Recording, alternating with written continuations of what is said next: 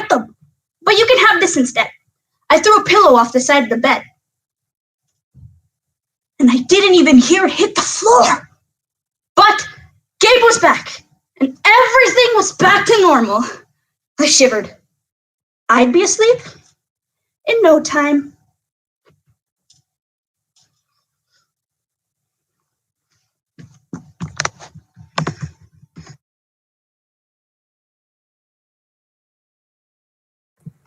Judges, I had 7:55. 7:55.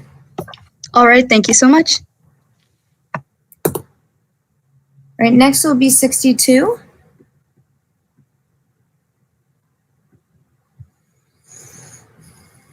All right, can you hear me okay? Yes, I can hear you. All right. Can you still hear me back here? Yes. Great. Judges and timers ready? Thank you.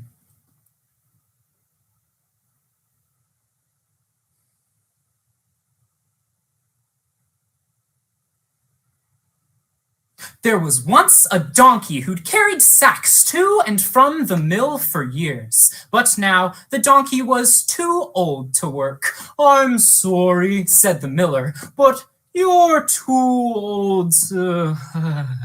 Donkey didn't stay to hear the rest, but ran off as fast as he could. He thought that if he could get to the town of Bremen, he'd become a musician. When I play the drums, I love to jazz up my performances with a trick or two. Now, 9 times out of 10, that ends in quack, quack, quack, quack, quack, quack, but that's okay. In this story, an aspiring donkey fiddler joins forces with 3 other animals in his quest to achieve stardom. When the band of animals comes across a band of robbers, it turns out they too have a few clever tricks up their sleeves in their first performance as the Bremen Town Musicians, a folktale from Germany. A little way along, he came upon a hunting dog lying in the road, panting. "Why are you lying in the road, Grabhold?" asked Donkey. "Because I'm old and can no longer hunt with my master. He was going to kill me, so I ran off. I don't know what I shall do now." "Well, I'm going to Bremen to become a musician. Why not come too? I'll play the fiddle, you can beat the drums." The dog jumped right up, poof, and off they went together. Soon, they came to a cat sitting by the side of the road. Her face looked like 3 days of bad weather. "What's bothering you, Mistress Mustache Licker?" "Oh," answered Cat, "I'm getting on in years. I'd rather sit by the fire than chase any mice. So Mistress wanted to drown me, but I figured it out before she got her sack and took off. Now where can I go? Come away with us to Bremen. We're starting a band. After all, you can sing in the night. What a great idea." So the 3 went on along the road until they came to a farmyard. There was a rooster sitting on the gate, crying with all his might. "Bah! Bah! Whoa, that hurts the ears. Pierces the heart. What's the matter?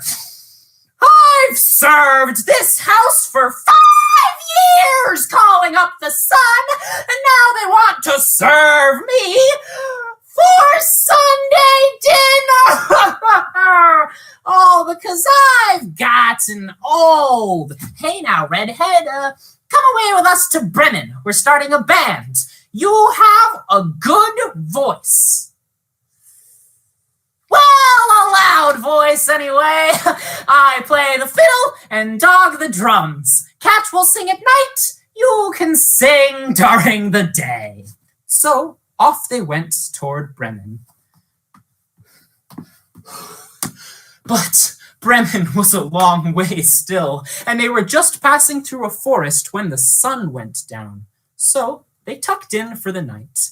Donkey and Dog lay down under a big tree. Cat climbed up to the first branch where she stretched out, and Rooster flew right to the top of the tree where he would be the first to see the sunrise.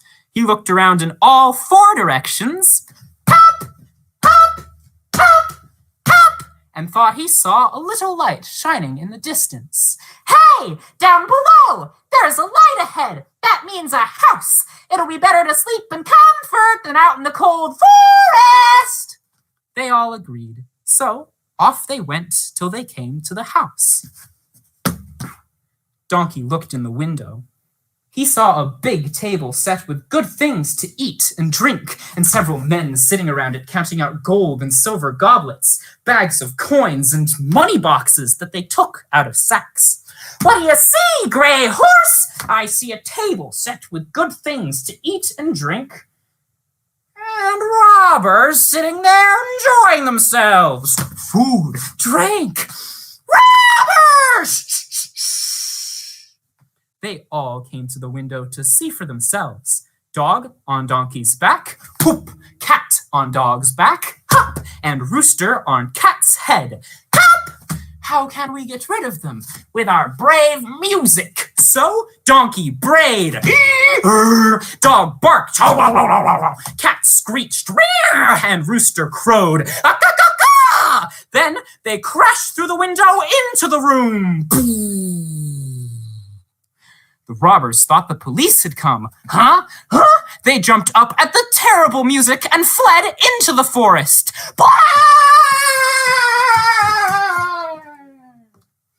The 4 hungry musicians seated themselves at the table and ate until there was nothing left. Then they put out the light and looked for somewhere to sleep.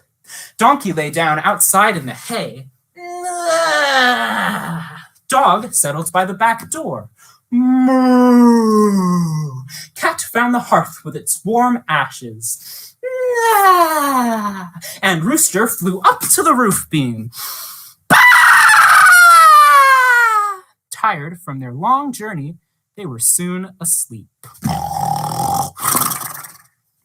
When midnight came, the robbers saw that the light was no longer burning in the house. So the captain said, "Shame on us! We were chased off too easily.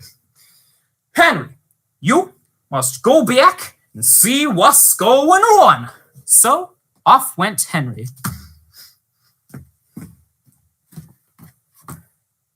He opened the front door carefully. Everything was quiet. He went to stick a candle into the fire, but instead he mistook the cat's glowing fiery eye for a live coal. Cat didn't think this funny at all and jumped into Henry's face, spitting and scratching. Henry was horribly frightened and ran toward the back door, but Dog jumped up and bit him on the leg. When Henry tried to escape across the yard past the hay pile, Donkey gave him a nasty kick with his hind foot. Hi-ya! Awakened by the noise, Rooster cried loudly, "Cock-a-doodle-doo!" Henry ran back to the robbers and said, "Oh, there's an awful witch sitting by the fire who scratched my face with her long fingernails, and a man with a knife standing by the back door who stabbed me in the leg, and a monster lying in the yard who struck me with an iron club. Oh, while the judge called from on high, I want a piece of him too! I barely got out alive!" Terrified, the robbers ran all the way past Bremen and took the first boat to America.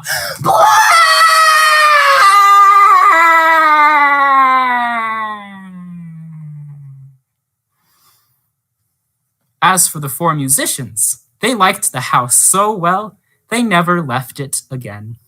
For all I know, they're there still.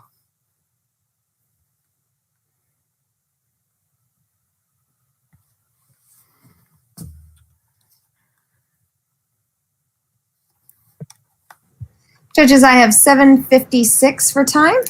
Same, thank you. Wonderful. Thank you. Same, thank you.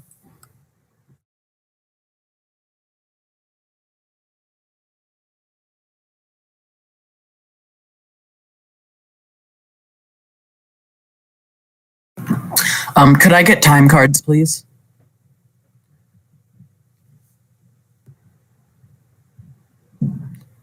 I can do like 2 down. Is that okay? I can do all Otherwise- of them. Okay, great. I'm just very not good at You're them. good. I can do all of them. Thank Okay. you. All right, thanks. Yep.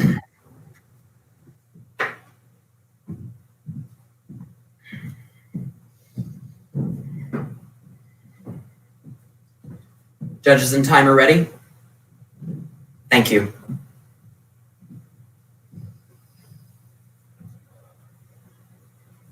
There once was a family of 4 mice. Mother Miggs, Father Miggs, Lefter Miggs, and Sally Miggs.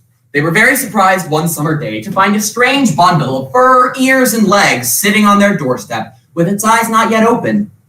They could tell by all of its wing that it must be a kitten. A lost kitten with no family and no name. Oh, poor kitty. Can we keep him, please? But he's a cat. Ha ha! Why not? We can raise him to be a good little mouse. He need never know he's truly a cat. He'll be a good thing for this family, you'll see. Let's call him Mickey Miggs. And that's how Mickey Miggs found his new family, his new home, and a name of his own. When confronted on their doorstep with a young kitten, a family of mice chooses, despite their fear of the natural predator, to take the poor kitten in as one of their own. But after receiving a taste of what it's like to live life as a cat, our protagonist Mickey must confront his family and realize that he shouldn't live in fear of who he is, but should instead embrace his true identity in The Kitten Who Thought He Was a Mouse by Miriam Norton. When his eyes opened, Mickey began to grow up just like his mice siblings did, eating all kinds of seeds and bugs, drinking from large puddles, and sleeping in a big cozy pile with his brother Lester and his sister Sally.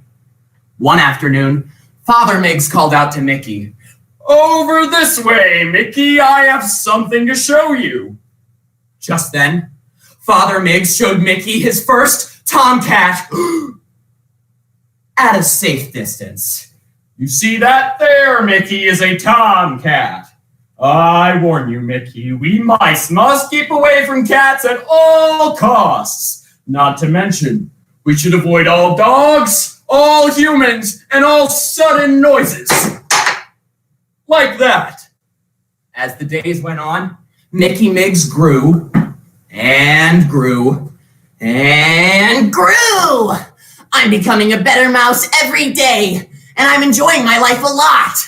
I love cheese, I love bacon, and I love cake crumbs. One day, after coming up from a nap in the waste paper basket, Mickey met the children, the human children of the house, Peggy and Paul. Oh my gosh, Paul, look, it's a kitten. Mickey was horrified.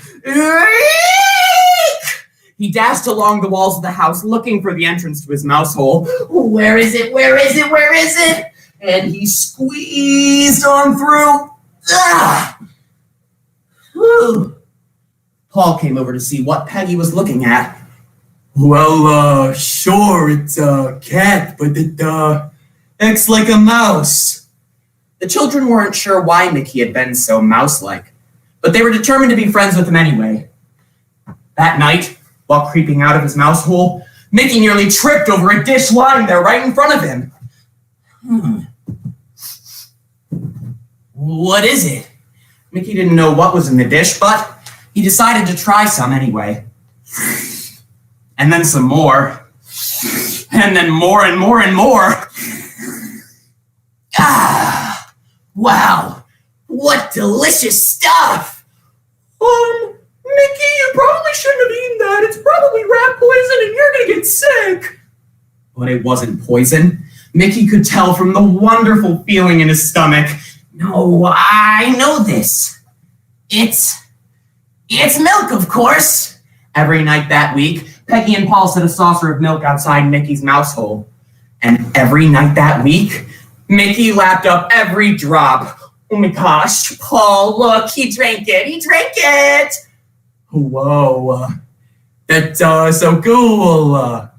They began setting out a saucer of milk during the daytime as well. At first, Mickey would only come out when he was absolutely sure that Peggy and Paul were nowhere to be seen. But over time, he began getting comfortable with them growing nearer and nearer and nearer still. There, little kitty, there's no need to be shy. Just then, Mickey found himself scooped up in Peggy's arms. But Mickey wasn't scared. As a matter of fact, Mickey felt fine. He began to feel a strange noise rumble up his back and all through his body. That was Mickey's first purr. And just when he thought he was safe with Peggy and Paul, Paul scooped him up again and took him to a big, shiny glass wall and held him up in front of it.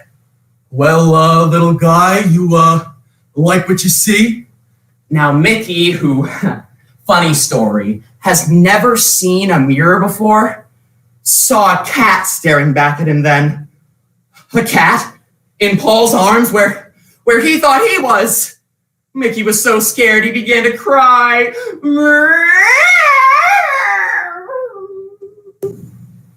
But when he looked again, he saw that the cat in the mirror was crying too, and moving just like he moved. Mickey began to realize that he was not a mouse like Lester or Sally or like Mother or Father Miggs. He was a tomcat like the ones he'd been warned about. That night, he decided to sleep with Peggy and Paul, doing his best not to be afraid of his own cat self. But Mickey still didn't quite believe it all, and the next day, he snuck past the kids, down the corridors of the hall, into his mouse hole, and straight to Mother Miggs. Mama! Mama! Mama, I've been meaning to ask you, am I a cat? Mother Miggs fell quiet. Oh, Mickey? Yes. You see, we found you on our doorstep one day, all alone with no family and no name. Your father suggested that we take you in, so we decided that we would, but keep your cat identity a secret. We feared that you'd act on your cat instincts, but we loved you, Mickey. And we wanted you to love us too. But I'm sorry. I know now it's wrong, but at the time we thought it was the only safe and fair way to raise you. We do love you, Mickey.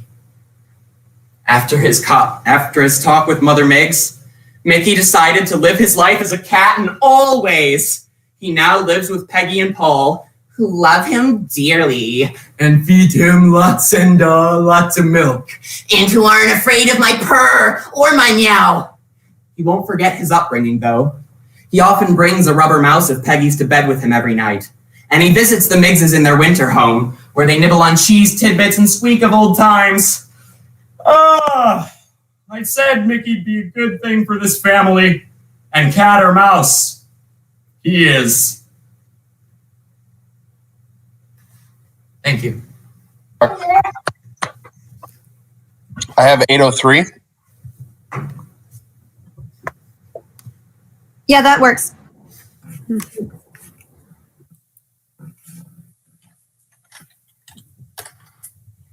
Can you hear me okay?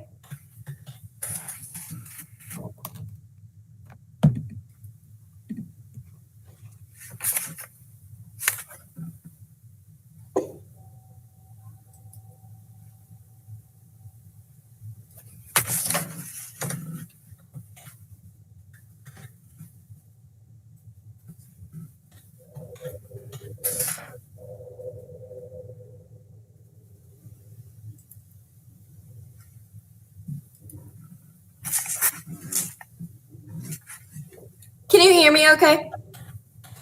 Yes. Perfect, thank you. Can I have the last 2 minutes, please? Yeah, I can do that. All right, perfect, thank you. Judges and timer ready? Perfect. Thanks. Long ago, when the world was fresh and new, there were no people on earth, just animals. And there was no light, just darkness. For the light you see was trapped high above the clouds in the kingdom of the sky, where the greedy Sky King kept it all to himself.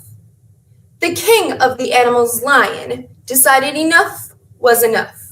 My friends, how much longer can we stumble and bumble around in the dark like this?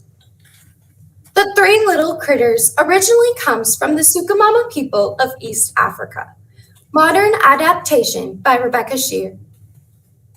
I say one of us travels up to the kingdom of the sky to ask the Sky King for some light.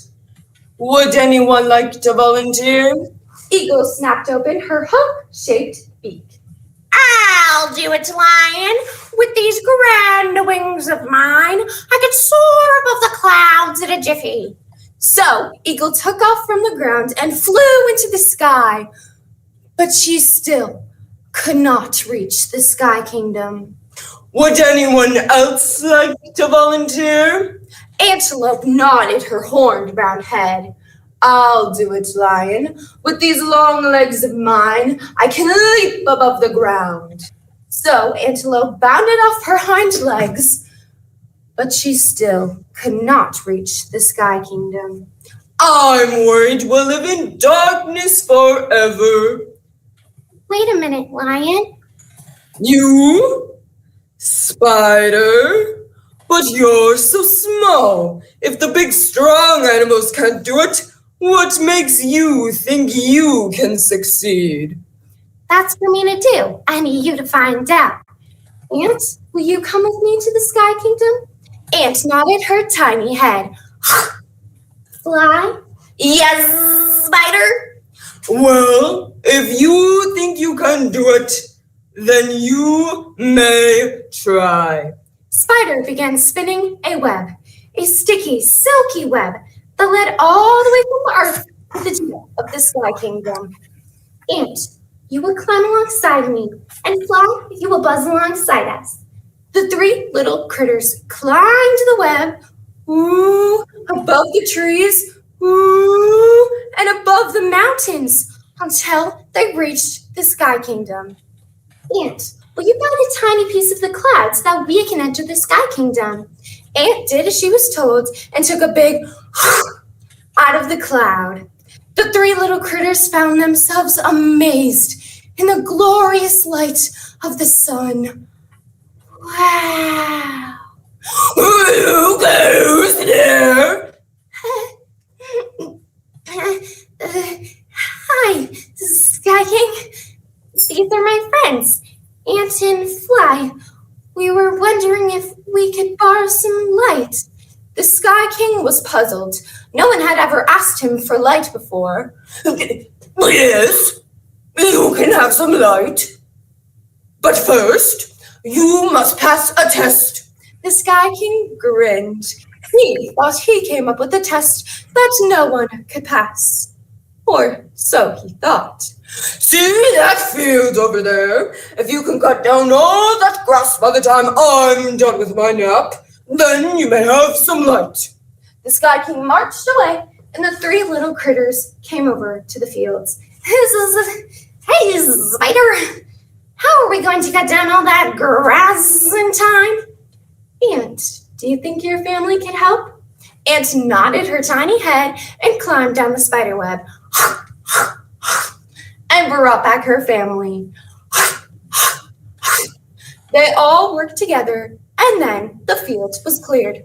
The Sky King marched back from his nap, and he was astonished. My goodness! How did you cut down all that grass in time? You're so small! We all worked together. Now, may we please have some light? No! You must pass another test. See that orchard over there? If you can eat all that fruit by the time I'm done with my party. Then you may have some light. The Sky King danced away, and the three little critters stared at the orchard. Spider, that's good fruit. But how are we going to eat this all in time? I know.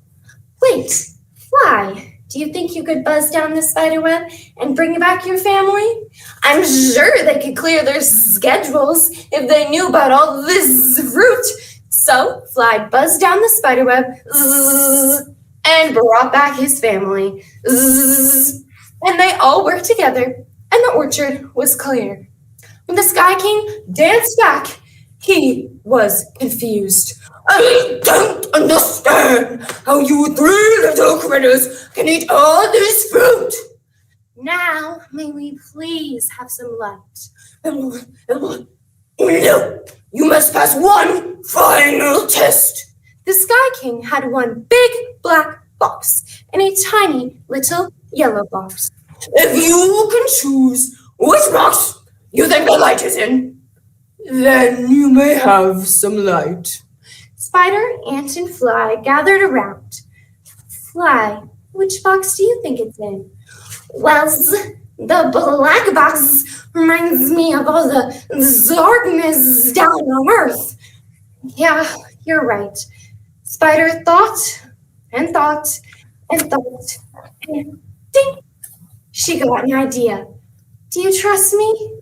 Yes, Spider. Spider told the Sky King which box she thought it was. And as soon as she saw the king's reaction, she knew she was right. The three little critters climbed down the web and back on Earth. Woo! So, did you find the light? Yes, we did. Spider opened the box, and then all of a sudden, all the other animals were laughing.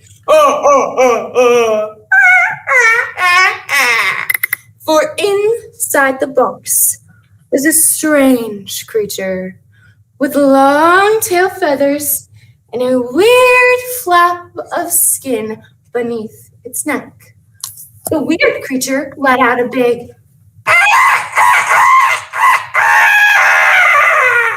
and as soon as that creature did, light shone into the sky, for there was light. For you see, the creature was a rooster, and every time the rooster light shone into the sky. For you see, the best prizes come in the smallest packages.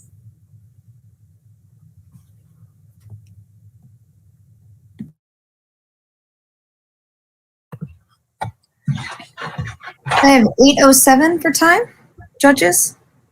That's what I had as well. Great. Thank you, everyone. Thank you so much, everyone. Thank you so much for judging. Thank you for judging. Yeah, thanks Have for a good judging. one. Good luck, everyone. Judges, I have a missing time for the first one. I forgot to write it down. For 67. What is the time on that? Hold on, I've got it right here. It's 7:59. Does that match with what you have? 7:59. I have This is for the 7:59. first one? Yeah. Yeah, 67. That sounds right. I just want to say thank you. Okay. Oh my gosh. It's my first and only time doing it on the tech. I wasn't supposed to. And then I would click mute and then I'd realize it was unclicked. And I'm like, what the heck? Did you hear anything? Oh my God. Nope. Not really, no. Not really no means only a little, right? Well, there's I'm like so- some like little sound that kept coming in now and then, which sounded like I don't know, some digital cracking of knuckles. I don't know how to describe the sound. There was nothing. been the typing. I am so sorry. Oh, no, I didn't kept hear clicking it and turning it off. And I'm like, why is it doing this? So thank you for being awesome. And when they asked for time cards, all I thought was, oh God, there is no way. Please, someone else do it. So thank you again for just being awesome as I love Becca and Zaz and will do anything for them, but Great. oh my. But not time cards. I'm just kidding. I just get, anyway, thank you for just being awesome. So thank you. You're welcome. Have a great rest of your day, everyone. You too. Bye. Bye.